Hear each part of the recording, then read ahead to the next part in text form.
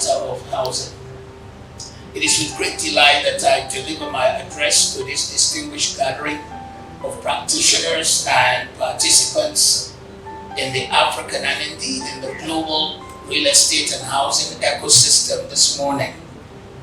I'd like to congratulate the convener and organizer of this event for staying on course for 18 years. A clear demonstration of focus, resilience, unbridled determination for success, particularly in this kind of terrain.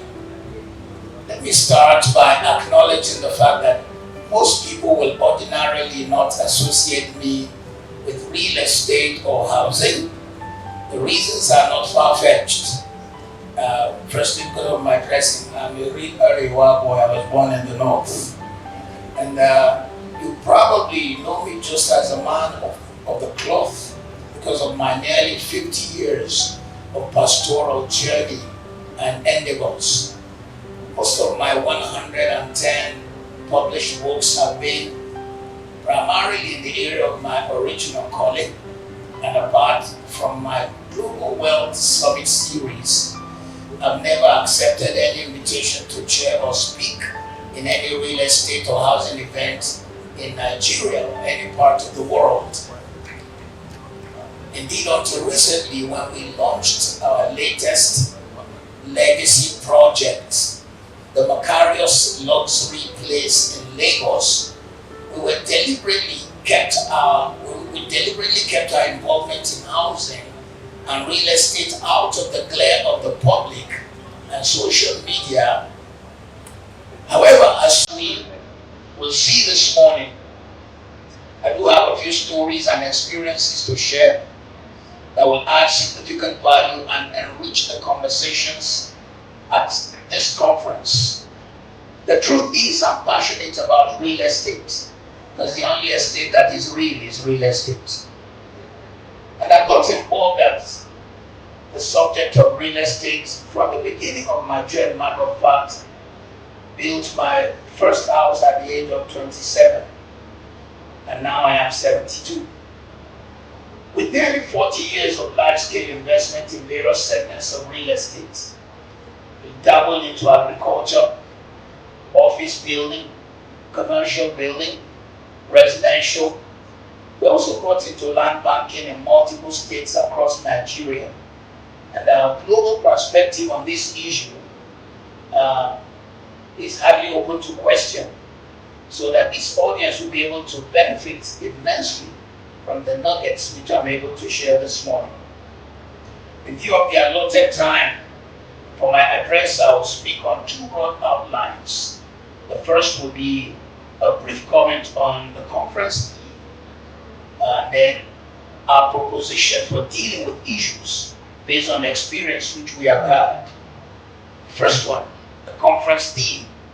The theme of this conference is financing the housing that we need.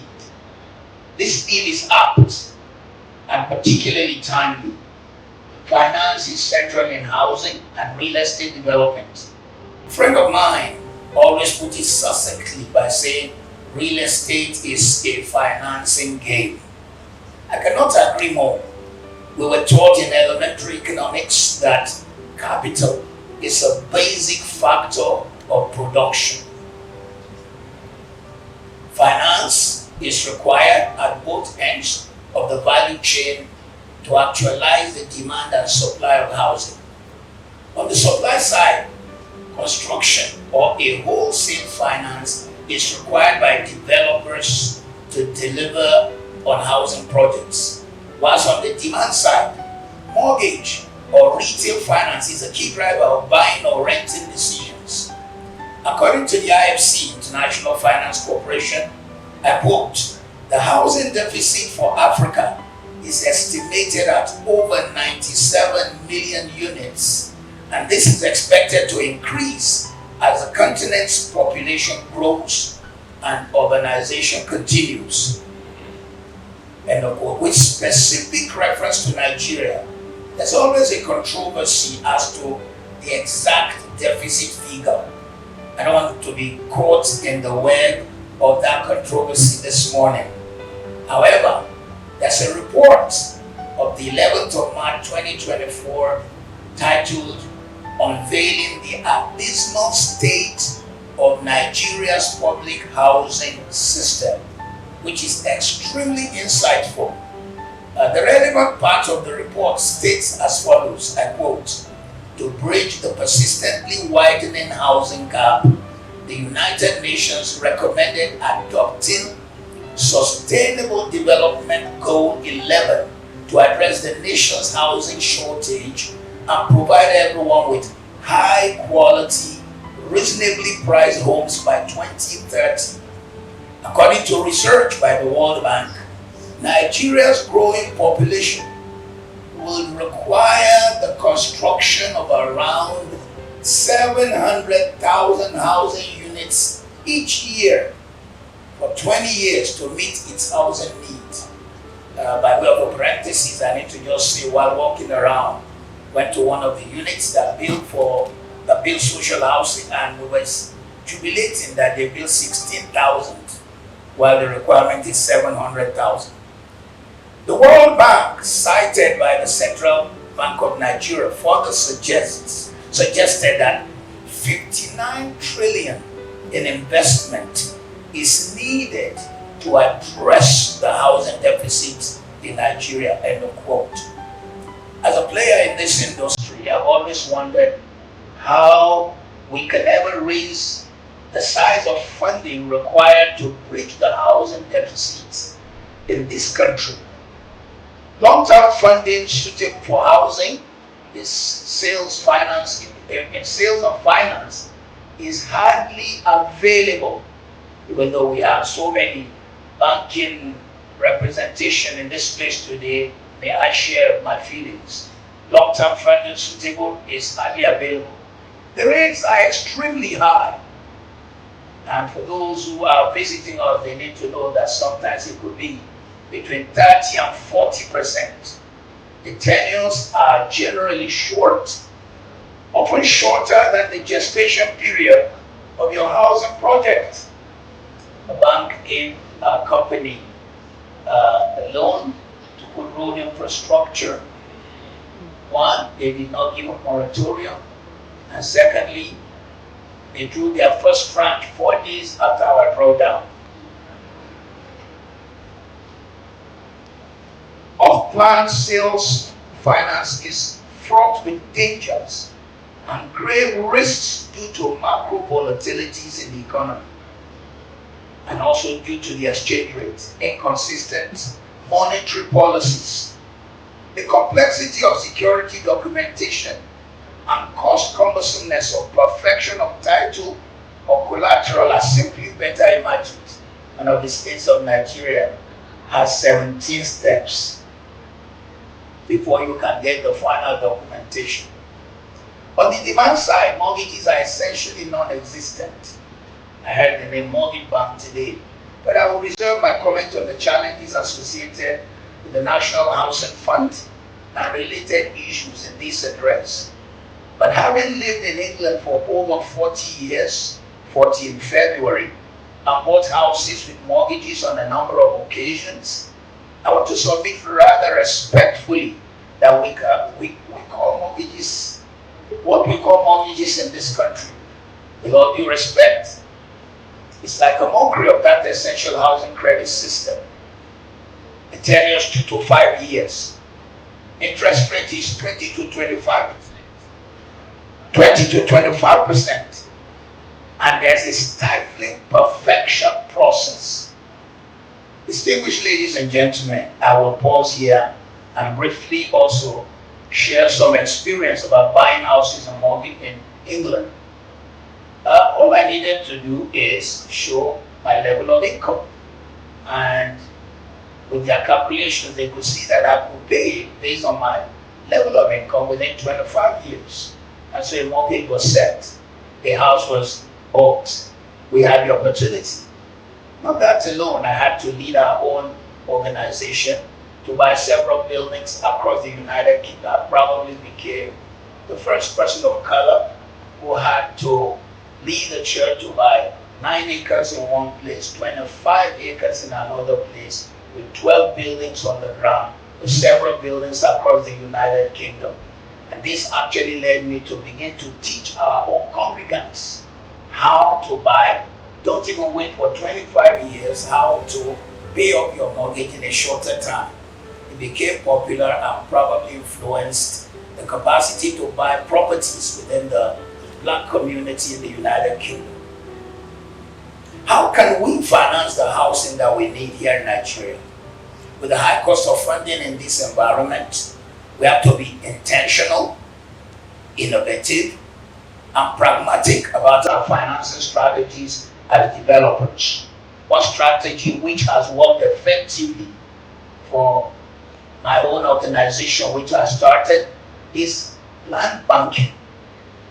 Land banking is a veritable strategy to create, consolidate, accumulate, and unlock finance for projects in the future. It's the process of purchasing land in relatively cheap, at relatively cheap prices, perfecting the title to the land, and then waiting for the value to rise, then sell the land to profits. The proceeds of the sale will now be what constitutes a strong source of financing current and future housing projects. So over a period of 35 years, my company implemented this strategy by buying lands in Lagos, Ogun State, Oyo State, Federal Capital Territory, Nasarawa State, particularly an area called Ottaba Alefi. Let me briefly share two of our very successful land banking initiatives.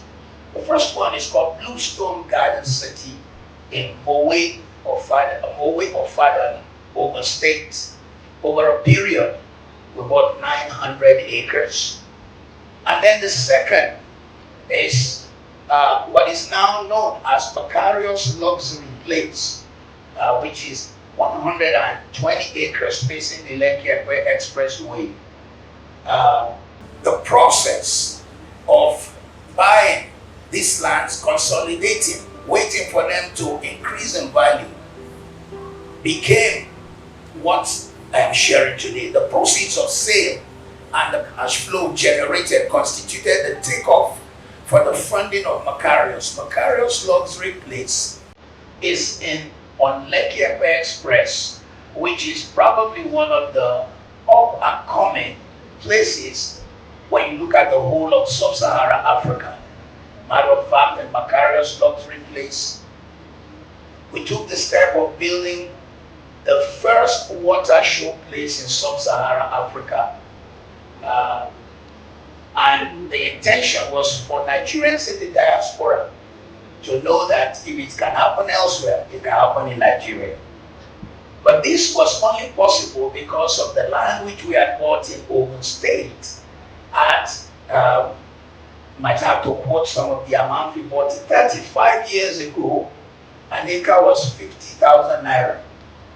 And by the time we started to dispose of it, the lowest was 5 million naira. So that by the time we disposed in phase 2, the lowest acre was 11 million naira. By the time we disposed phase 3, it was 15 million naira. And though we have 150 acres now, if you see me after, I might tell you another price.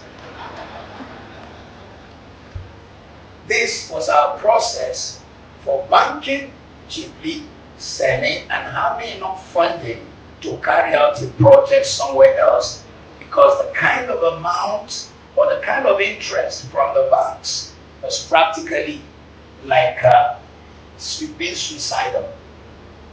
The complexity of land ownership in Africa can be discouraging.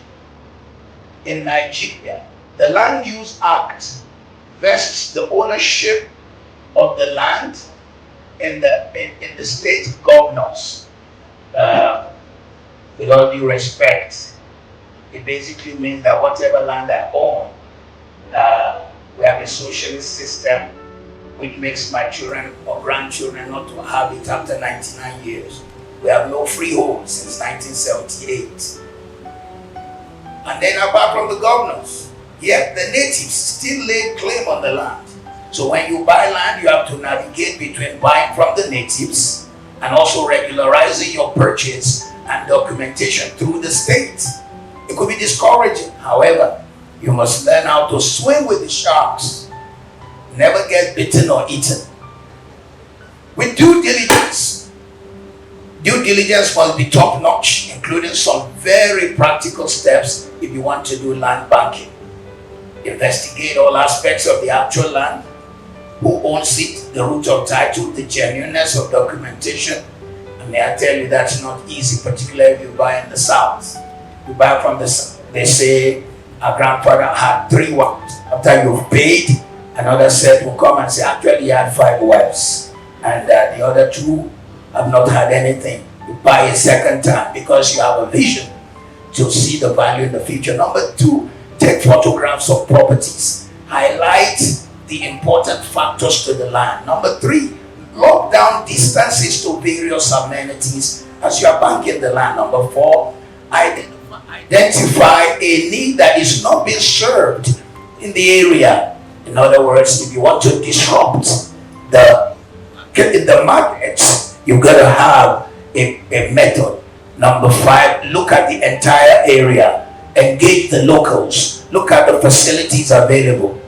Number 6, pursue and bank from private sales. The 900 acres I mentioned was probably bought from as many as 250 families.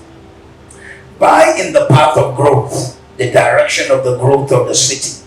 When buying a large expanse of land, do not wait for completion before pursuing documentation.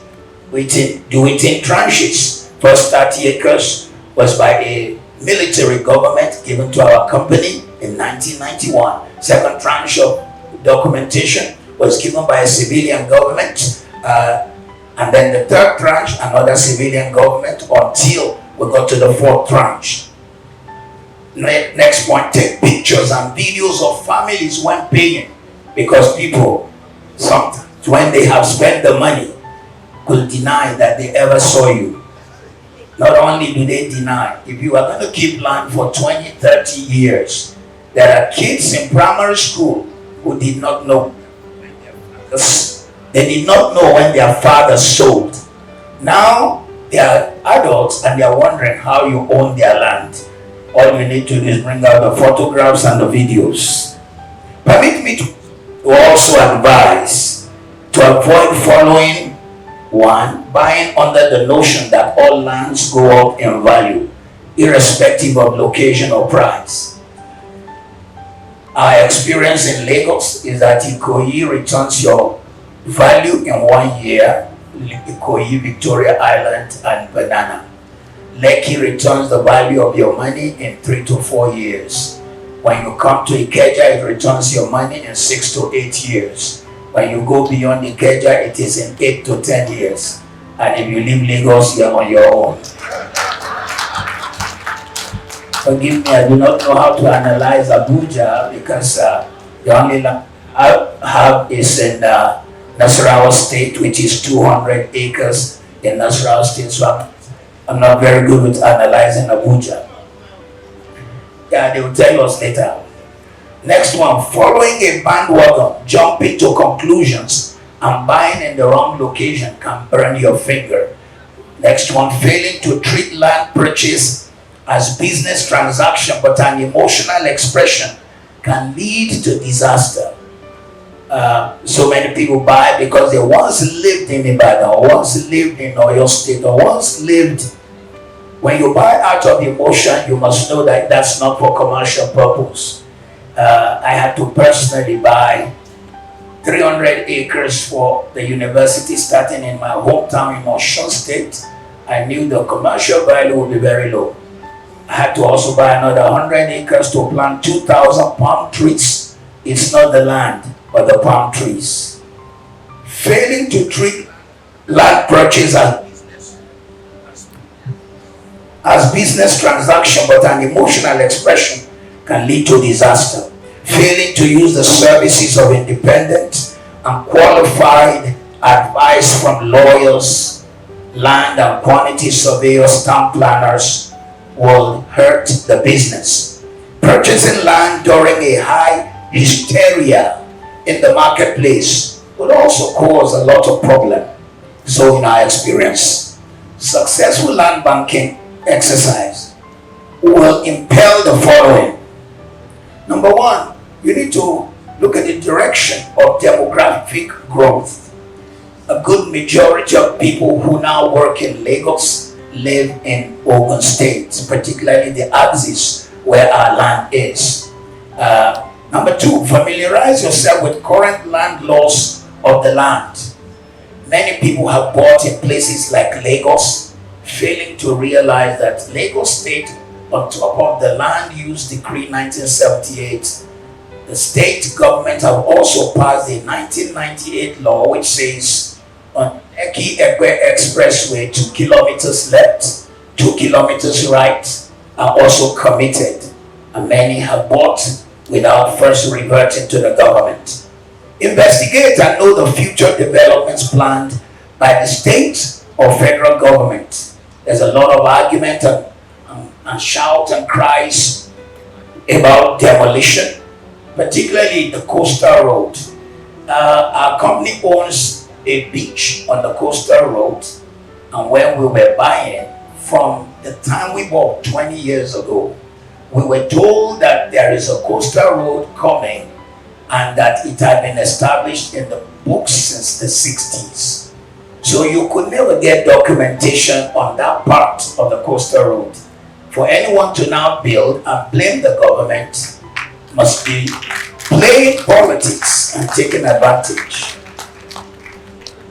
Do not worry about the interest rate and the state of the economy.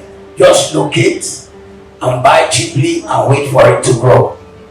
When banking land, act as if you are buying a business, not just land, not just property.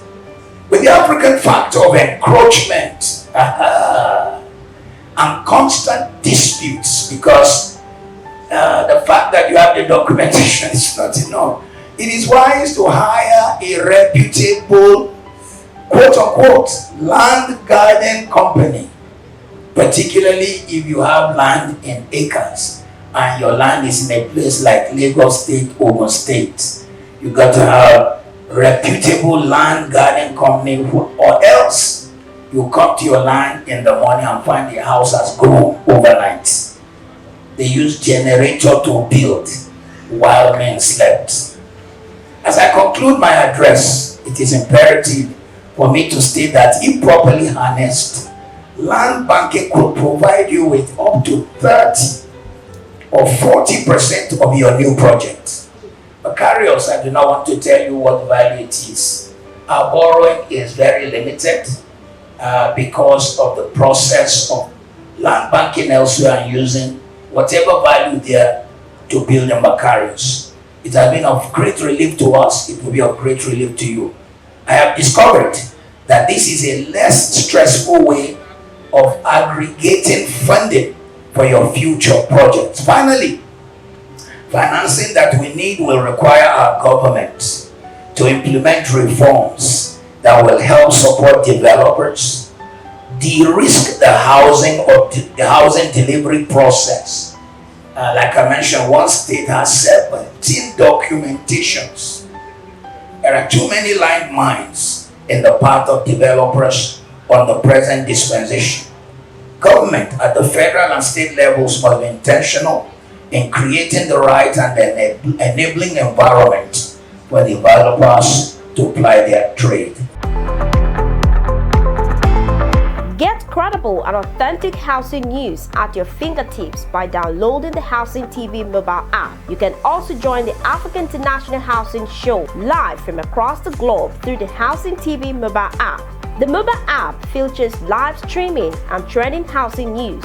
You can locate the AIHS venue via the app, network with AIHS seasoned speakers, and live chat with exhibitors. You can also order house or building materials at AIHS via this app.